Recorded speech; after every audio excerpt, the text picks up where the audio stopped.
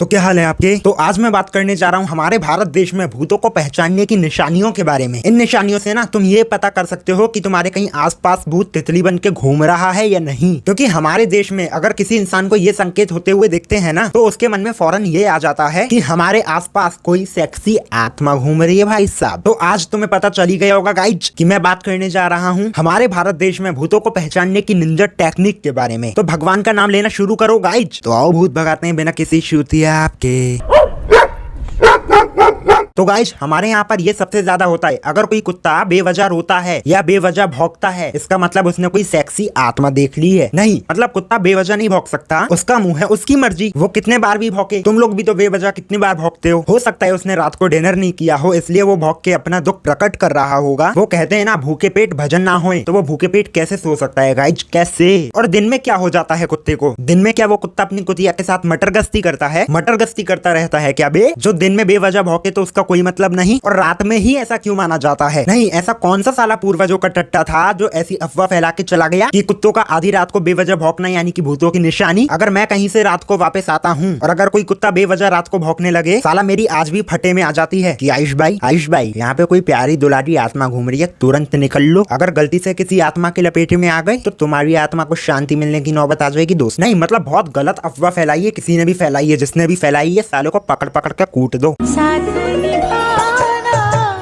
ये जो लाइट का बार बार बंद चालू होना, दरवाजे में से आवाज का पैदा होना, ये सारे डरावने पदार्थ टीवी वालों ने पैदा किए हैं साला। इन लोगों ने ना खुद के मनोरंजन के चक्कर में असलियत में लोगों के रास्ते लगवा दिए हैं। अगर सच में किसी के कमरे में लाइट बार बार बंद चालू होती है तो भैया उस कमरे में वो बंदा जाता ही नहीं है। फकीरों को लगता है कि उस कमरे में किसी आत्मा का साया है, पक्का उस कमरे में कोई ऐसी भूखी आत्मा है जो मेरी इज्जत लूटना चाहती है। अच्छा, मैंने कुछ लोगों को देखा है जो डरावनी मूवी बड़े शौक से देखते हैं, जैसे कि इन्हें घंटा फर्क नहीं पड़ेगा उस डरावनी मूवी देखने के बाद, इनकी बिल्कुल नहीं फटेगी। लेकिन जैसे ही फिल्म में कोई डरावना सीन आता है, ये लोग तुरंत आंखें बंद कर लेते हैं। इन लोगों को ना पहले से पता होता है कि साला अब कोई सा डरावना सीन आने वाला है, अब आत्मा अपनी इज्जत लूटने के लिए आ रही है। अच्छा, इन लोगों की फटती भी है और इन लोगों को फिल्म भी देखनी होती है। मतलब इन लोगों को दोनों हाथ में लड्डू चाहिए। नहीं बेटा, अगर तेरे को दोनों हाथों में लड्डू चाहिए ना तो बेटे शादी कर ले।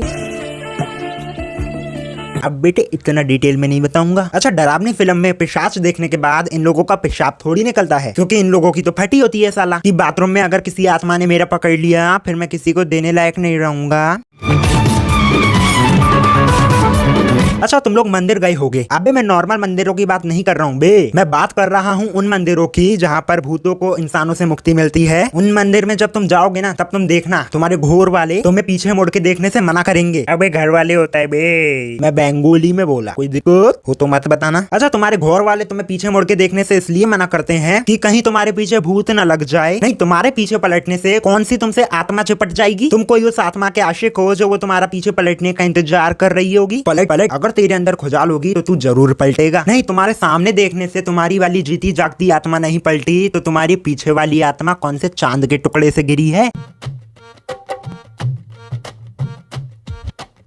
अच्छा, हमारे यहाँ पर भूत भगाने का जिसका सबसे ज्यादा उपयोग किया जाता है वो है बावा। संजू बाबा नहीं रे, भूत भगाने वाले बावा, जिनका टीवी में पेपर में ऐड नहीं आता है, मेरे काम को काटने वाले को मिलेंगे 5 लाख रुपए का इनाम, काम कटवाओ नहीं तो अपना कटवाओ। अच्छा, वो लोग तो हमें भूत से बचा लेंगे, लेकिन उनसे हमें कौन बचाएगा। वो साले खुद भूत से ज्यादा डरावने तो वो लगते हैं। एक तो काले कपड़े में, ऊपर से काले मुंह पर काला टीका, ऊपर से गले में चामुंडाई वाली माला। अगर जैसे ही उनके पास कोई जाता है तो बोलते हैं क्यों आई है तू। अबे घनिष्ठ चूतिए, नागा बाबा की नागालैंड, यहाँ पर तेरा नंगा नाच देखने थोड़ी आए होंगे, कुछ काम से ही आए होंगे। अच्छा, जिस इंसान में भूत प्रवेश करता है ना, उन लोगों से ये वार्तालाप कैसे करते हैं देखना। क्या करने आई है तू यहाँ, इसका पीछा क्यों नहीं छोड़ रही, क्यों तूने इसके शरीर पर कब्जा किया है, क्या लेने आई है, क्या लेकर जाएगी, खाली हाथ आई थी खाली हाथ जाएगी।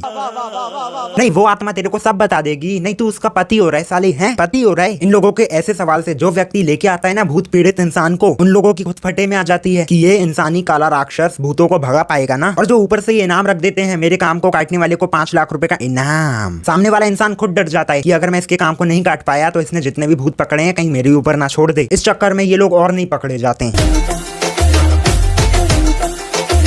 हमारे यहाँ पर नवरात्रि में एक और चीज होती है गाइज, हर चौराहे पर एक काला टोटका करके रख देते हैं। मुझे नहीं पता क्यों रख देते हैं, लेकिन रख जरूर देते हैं। तो बेटा पहले पता करना क्यों रखते हैं, बाद में ज्ञान पेलना। चल चल निकल चल।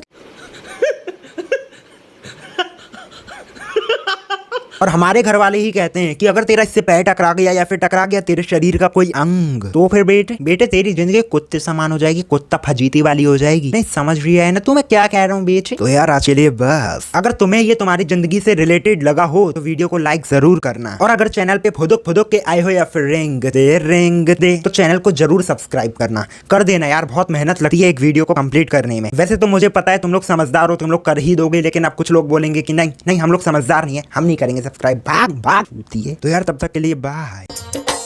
मुझे नहीं जाना स्कूल तो